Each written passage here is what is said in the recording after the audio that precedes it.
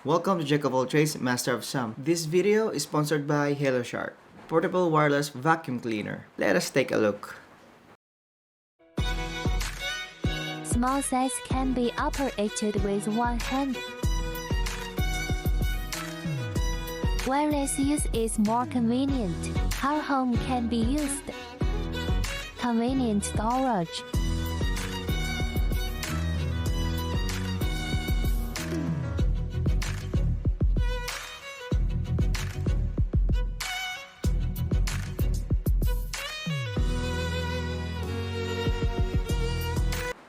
What? 5 counts, susubukan natin kung ang nasa video ay totoo o hindi. 5, 4, 1.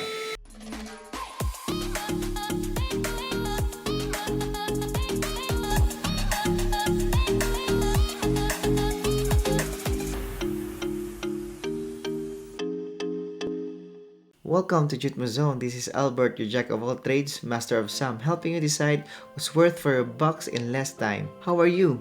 I am unfortunate kasi binahay na langgam ang aking camera. I just need to go to the service center. However, temporarily, kailangan itong malinis para hindi masira. I need to clean the camera from dust and as well as its surroundings. Kailangan ko ng vacuum but my workplace is far from home. Fortunately, may sponsor sa atin ng portable vacuum. I am excited to try this new cleaning kit na binigay sa akin ng libre. Before that, I will place in the description below a coupon of 5% discount and the links needed. So subscribe to receive updates on similar type of videos. Moving forward, kilatisin na natin. So, unang-una, kung na-ship ba ito na mabilis? Kung makikita nyo, naibuko ito noong 13 December. I received the item on 15 December 2021. So it only took 2 days. For fast delivery, pasado. Next, kailangan natin i-make sure kung na-secure ang product na maayos. So, nakabubble wrap siya.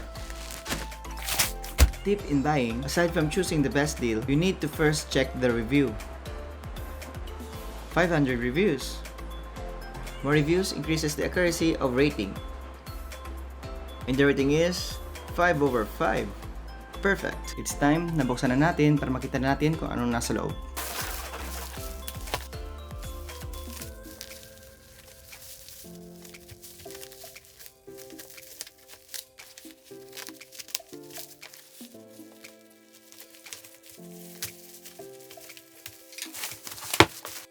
Meron siyang box and at the same time, meron naka-plastic sa labas. Tingnan natin kung anong nasa plastic sa labas.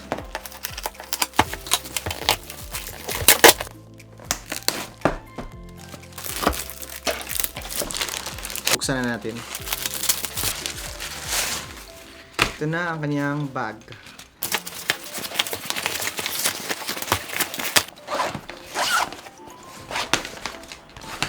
Next, buksan na natin ang box.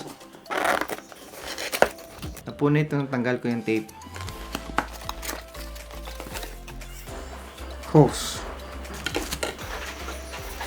Brush.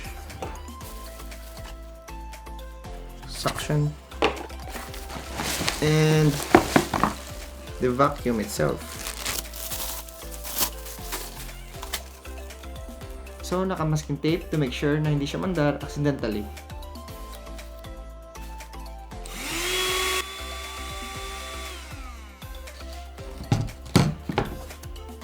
Filter.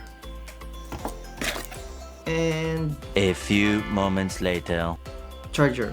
Meron siyang kasamang manual. Now that we are done with the unboxing with 1, 2, 3, 4, 5, 6, 7 items, subukan natin sa papel.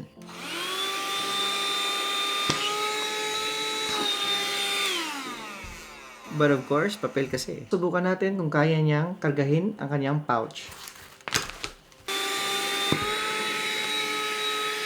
Next, subukan natin kung kaya niyang kargahin ang kanyang karton.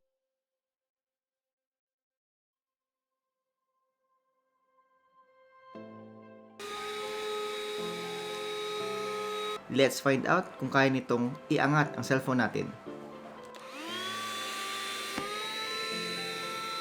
Now I am excited to test if what we see in the video is legit or scam. In 3, 2, 1.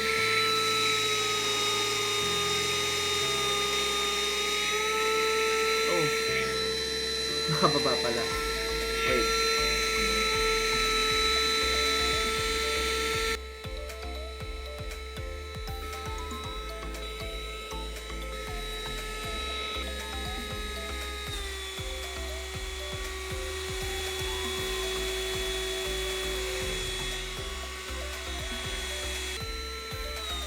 Isa yon sa pinakamahalaga na yung suction power niya ay malakas. So, pasado siya. Kung gusto nyo ingatan ang gadget nyo pagkatapos nyo pumunta sa beach, linisan nyo ito sapagkat ang alat ay nakakasira ng bakal at the same time ng gadget. Ginagamit ko ito sa laptop ko.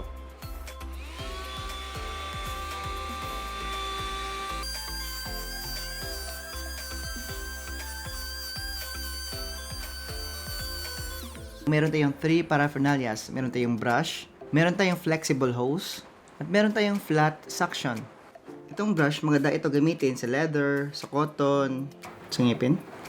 Well, anyway, how do we use these paraphernalias? Easy. Pwede na natin ilagay ito directly sa vacuum. Just like that.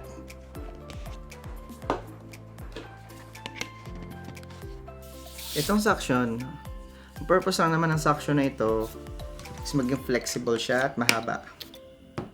If ever nililinis kayo ng sasakyan, pwede itong gamitin. Susubukan natin gamitin itong vacuum habang nag-charge.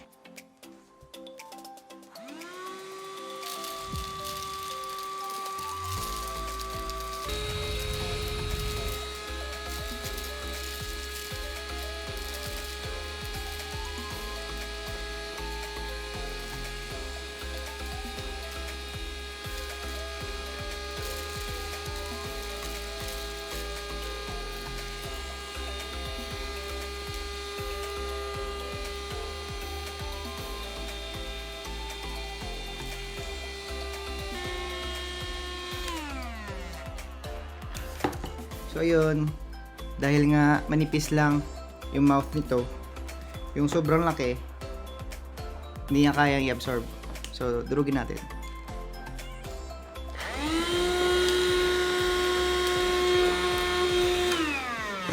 With that, napatunayan natin na totoo ang nasa video. Now I will teach you how to clean this vacuum cleaner.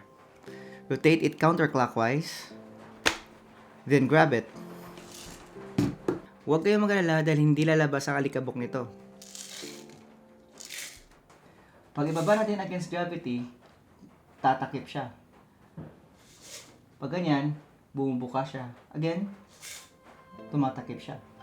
Kaya, huwag tayong mag-alala dahil hindi lalabas ang alikabok. All we need to do is pull this up. Pero lang kadali. Ngayon, kung ilang years na, o sira na ito, meron pa tayong extra. Pwede nating palitan ito. Kailangan na natin gawin is iswak ito sa basurahan. Baby wipes para linisin ito. Ganun lang maglinis nito. How to assemble it? Place the filter inside the nozzle. Then, place the nozzle against the vacuum cleaner on top of it. Then rotate it clockwise. Done.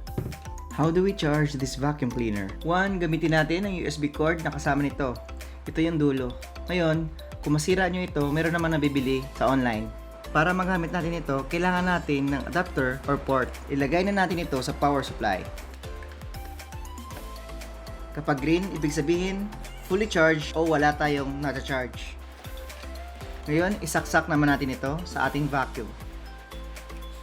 Kung makikita nyo, kapag pula, charging. Kapag naging green, fully charged or walang nasa-charge.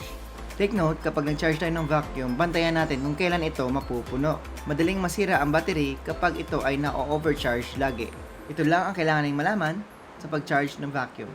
Ilagay na natin ito sa kanyang pouch.